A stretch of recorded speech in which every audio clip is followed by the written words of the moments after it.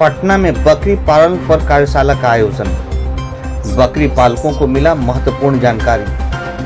आज दिनांक 26 मार्च 2025 को पशु एवं मत्स्य संसाधन विभाग के अंतर्गत पशुपालन निदेशालय के द्वारा पटना के होटल लेमन ट्री में बकरी पालन प्रबंधन एवं मूल्यवर्धन विषय पर राज्य स्तरीय कार्यशाला का आयोजन किया गया। कार्यशाला का उद्घाटन श्रीमती रेणु देवी माननीय मंत्री पशु एवं मत्स्य संसाधन विभाग बिहार के द्वारा किया गया। माननीय मंत्री ने अपने संबोधन में बतलाया कि बकरी पालन को अधिक बढ़ावा देने हेतु आज बकरी पालन प्रबंधन एवं मूल्यवर्धन विषय पर इस कार्यशाला का आयोजन किया गया, जिसमें पशु चिकित्सकों के अलावा प्रगतिशील बकरी पालक के साथ इस क्षेत्र में कार्य कर रहे विभिन्न स्वयंसेवी संगठनों पदाधिकारी प्रतिनिधिगण भाग ले रहे हैं। वहीं पशु एवं मत्स्य संसाधन विभाग की अपर मुख्य सचिव डॉक्टर एन विजयलक्ष्मी ने अपने संबोधन में अपने पशुपालक निदेशालय को इस कार्यशाला के आयोजन के लिए धन्यवाद दिया। उन्होंने कहा कि कृषि रोड मैप के 4 के बारे में बताते हुए कहा कि दुग्ध उत्पादन तथा बकरी पालन में बिहार हमेशा विकास की ओर अग्रसर है और गोट पॉपुलेशन में नंबर 2 है। पूरे विश्व में we are number 2 in goat population और पूरे भारत में अगर बिहार का स्थान देखा जाए तो we are number 4 in entire goat population of the country. तो हम लोग बहुत ही इम्पोर्टेंट लाइव स्टॉक स्टेट हैं, चाहे वो कैटल हो, चाहे वो गोट हो, चाहे वो मछली हो। मछली के उत्पादन में भी हम लोग नंबर 4 में हैं, चाहे वो पोल्ट्री हो। ये सब में हम लोग बहुत ही इम्पोर्टेंट, बहुत ही महत्वपूर्ण स्थान रखते हैं पूरे देश में। और ईस्टर्न इंडिया में तो हम लोग बहुत सारी चीज़ों में नंबर 1 है ही, तो हम लोग को और आगे जाना है, नंबर 1-2 स्थान पाना है।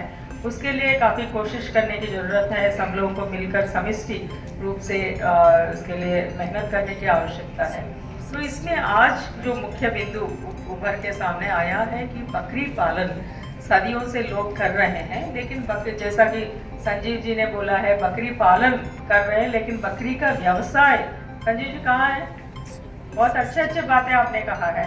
तो बकरी को बकरी पालन नहीं, बकरी का व्यवसाय के रूप में उसको कैसे आगे बढ़ाना चाहिए, जो वो एंटरप्रेन्योरशिप कैसे लाया जाए, कैसे उसको एक बिजनेस मॉडल के रूप में विकसित करके लोगों की आमदनी बढ़ाया जाए, लोगों की लाइवलीहुड्स बढ़ाया जाए, तद्वारा पूरे इकॉनमी को सुदृढ़ कराया जाए। तो आपको जानकर आश्चर्य होगा, हम लोगों ने एक बार कैलकुलेशन किया था, हमारे विभाग का, पूरे विभाग का कंट्रीब्यूशन टुवर्ड्स द विभाग, मतलब विभाग से संबंधित जो प्रोडक्ट्स है, दूध, अंडा, मछली और मांस, ये चारों प्रोडक्ट्स का कंट्रीब्यूशन बिहार के पूरे जीएसडीपी में करीब 1 लाख करोड़ के 90,000 करोड़ के आसपास होता है।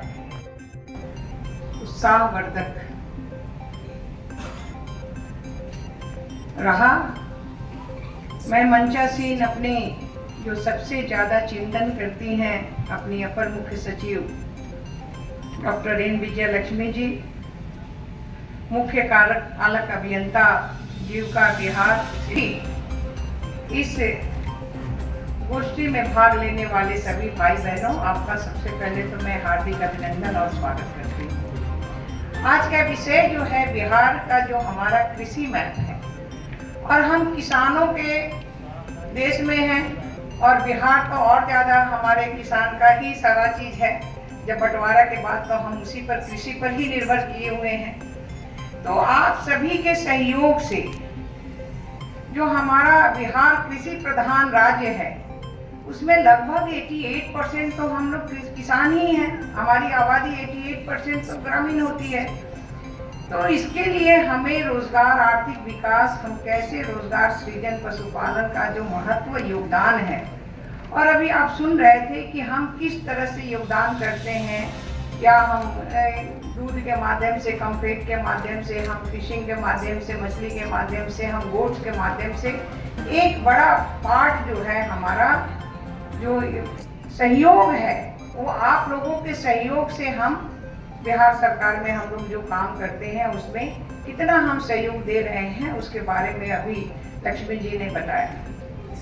तो मेरे कहने का मतलब है कि जिस राज्य में हमारे पास में जो ग्रामीण आबादी के ग्रामीण उन्मूलन के स्वरोजगार का ग्रामीण अर्थव्यवस्था के विकास में पशुपालन की बहुआयामी जो कार्यक्रम है उसमें महत्वपूर्ण भूमिका जो है वो गोट्स की है। तो आज हमारे चाहे सीओ जीविका बोल रहे हों, चाहे हमारे नाबार्ड के भाई जो है वो बोल रहे हों, या आप सभी लोगों ने जो सुझाव दिया है कि हम कैसे आगे बढ़ाएंगे, हम किस तरह से हम जो है अपनी एक फेडरेशन बना के उसको कैसे काम करेंगे, और उस फेडरेशन के माध्यम से जो हमारा मार्केटिंग है, सबसे पहले तो हम पशुपालकों को ये कहते हैं कि भैया तुम सबसे पहले तो अपने को ट्रेनिंग, और ट्रेनिंग के बाद जब हम जोड़ते हैं कि जब हम आगे बढ़ते हैं तो उसकी जो व्यवस्था होनी चाहिए, किस तरह से हम उसको उस व्यवस्था के तहत रख सकते हैं कि उसके समय समय पर टीकाकरण करना, उसके समय पर देखना,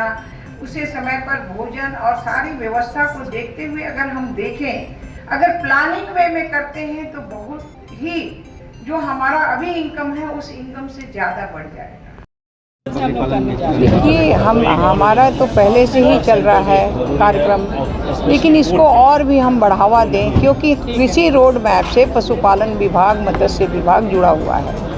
और जब कृषि रोड मैप का हमारा जो चरण चल रहा है उस चरण में हमें और भी आगे बढ़ने की आवश्यकता है। और निश्चित रूप से गोट में भी हम जब कहते हैं कि हम चौथे स्थान पर, पूरे भारत में चौथे स्थान पर गोट्स में भी हैं, हम कम्फेट में भी हैं, हम मछली में भी हैं, हर में हम जो है चौथे स्थान पे चल रहे हैं। और आज एक अच्छा जो इनकम है वो भी हमारा जो है अपने बिहार के विकास के लिए उसमें भी हम लोग काम कर रहे हैं। तो कहने का मतलब है कि ये जो गोट्स के ऊपर में अगर आज का हमारा संवर्धन है, निश्चित रूप से ये आगे आने वाले समय में आप देखिएगा कि अगले साल इसका जो है संख्या बहुत बढ़ेगी, और उससे हमारे जो कृषक हैं उनको ज़्यादा से ज़्यादा लाभ मिलेगा।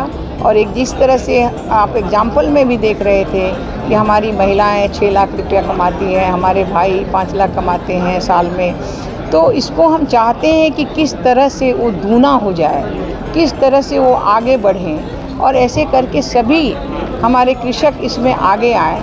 इनके लिए आज का ये एक दिवसीय कार्यक्रम जो था हमारे विभाग की तरफ से संचालित हुआ है। इसके लिए मैं विभाग के सभी एसीएस के साथ में सभी पदाधिकारी को मैं धन्यवाद देती हूँ। बिहार में 2500 से ज़्यादा मुर्गियों का मरने की बातें आई, तो बर्ड फ्लू को लेकर क्या? देखिए अभी तो बर्ड फ्लू का कहीं हम लोग को ये नहीं मिला है, जहाँ मिला है उसको तो हम लोगों ने पूरी दवा से लेके हर चीज़ से उसको लैस कर दिया है, और जहाँ है उसको तो हमने पूरा सैनिटाइज करके और उसको हटा भी दिए हैं।